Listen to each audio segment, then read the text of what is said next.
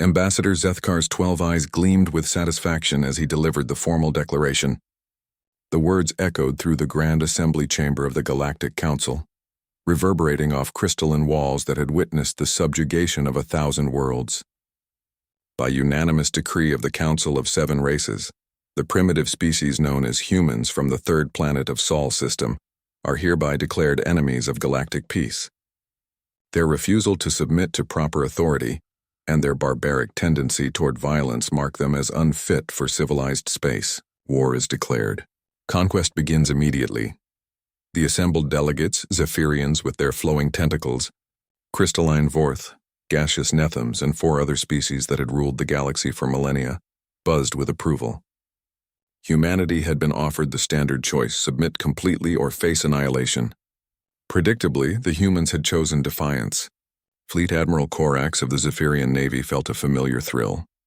His species had conquered 47 worlds. The humans, with their single planet and laughably primitive technology, would be number 48. Their ships couldn't even achieve proper faster-than-light travel, relying on some crude dimensional folding technique that took weeks to cross distances the Council fleets covered in hours. "Deploy the 1st through 5th armadas," Corax commanded. "This will be over before the humans can mount any meaningful response." The Council's war machine moved with practiced efficiency. 15,000 ships, each capable of glassing a continent, activated their quantum drives. The fastest vessels would reach Earth in 6 hours. The humans would have barely enough time to comprehend their doom, but something was wrong. 3 hours into the journey, as the lead ships approached the outer edge of the Sol system, Fleet Admiral Corax received the first disturbing report. "Sir," his communications officer's voice trembled, "we're detecting massive gravitational anomalies throughout the system. The readings don't make sense." "Explain," Corax snapped. "The space around every major planetary body appears to be folded, twisted. It's as if..." The transmission cut to static. In the command center of Luna Base, Admiral Sarah Chen watched the tactical display with grim satisfaction. The Council had made one critical error in their intelligence gathering. They had observed human ships laboriously folding space for interstellar travel, and assumed this represented the limits of human spatial manipulation technology. They had never considered that a species capable of folding space might also be capable of unfolding it. "Status report," Chen commanded. "Dimensional anchors are active throughout the system," her tactical officer reported. "Enemy fleet is experiencing severe spatial distortion. Their faster-than-light drives are non-functional.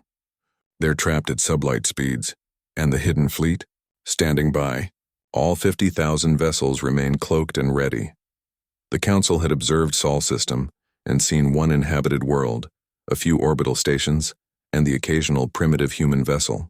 They had never detected the massive industrial complexes hidden within folded space, or the fleet that humanity had been building for the past century, ever since first contact with the Council had revealed their true nature. Humanity had learned long ago that the galaxy was not a kind place.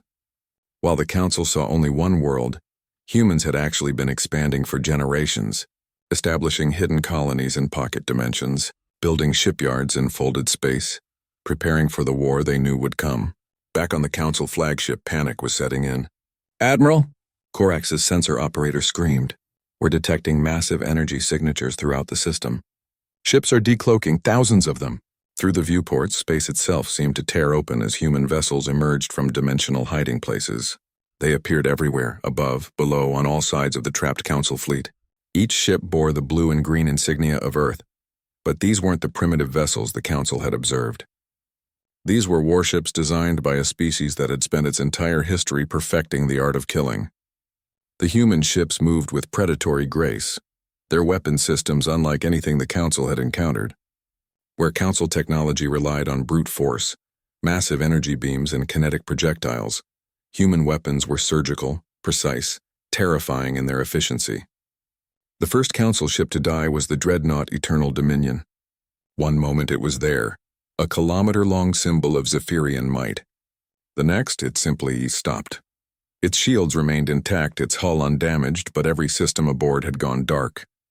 The crew inside would discover that their bodies still functioned, but their nerve impulses had been selectively disrupted. They could think, they could breathe, but they could not move. It was not death. It was something far worse. Impossible, Korax whispered as ship after ship succumbed to the same fate. No species has this level of biotechnology. His communications officer, struggling to maintain composure, delivered the final blow to Council arrogance. Sir, we're receiving a transmission from the human fleet. They're broadcasting on all frequencies. Every ship in the galaxy can hear this.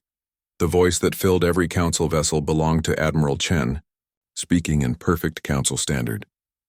To the Council of 7 races and all who would threaten Earth, you made a fundamental error. You believed that because we appear primitive, we must be weak. You observed our technology and assumed you understood our capabilities. You are wrong. On the tactical display, Korax watched in horror as more human ships continued to appear. The count had surpassed 100,000 and was still climbing. Humanity has existed in a state of constant warfare for our entire recorded history, Chen continued. We have perfected violence in ways your peaceful galaxy cannot comprehend. We have learned to kill with tools, with our bare hands, with our minds. We have fought on every terrain, in every environment, against every conceivable enemy, including ourselves. War is not something we do. War is what we are. The demonstration that followed lasted exactly 60 seconds. In that time, the human fleet disabled every Council vessel without destroying a single one. No shots were fired, no shields were breached, no hulls were cracked. But every ship in the Council armada was rendered completely helpless, their crews paralyzed but conscious, forced to contemplate their utter defeat. This is our mercy, Chen's voice echoed through the trapped fleet. You attacked our home, threatened our families, declared us primitive and unworthy. In response, we could have killed every one of you. Instead, we choose to educate. Across the galaxy, on thousands of worlds, the member species of the Council watched their supposedly invincible fleets rendered helpless by the primitive humans. The broadcast showed human technology that defied every known law of physics, weapons that could selectively target biological functions, ships that could exist in multiple dimensions simultaneously.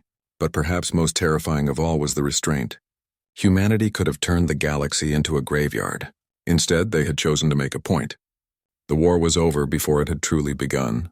Within hours, every member world of the Council was broadcasting surrender terms. The proud species that had ruled the galaxy for millennia now faced a terrible truth. They had declared war on a species that had transcended warfare itself. Ambassador Zethkar, his 12 eyes now dim with defeat, transmitted the formal surrender from the Grand Assembly Chamber that had so recently echoed with declarations of human extinction. Humanity's response was swift and decisive. They would accept the surrender, but the galaxy would change. The Council's age of casual conquest was over. There would be new rules, enforced by a species that understood violence so completely they had learned to wield it with terrifying precision. Earth would not conquer the galaxy. They would simply ensure that no one else could either. In the end, the Council learned the hard way what every human child knew from birth. Sometimes the most dangerous predator is the one that chooses not to hunt.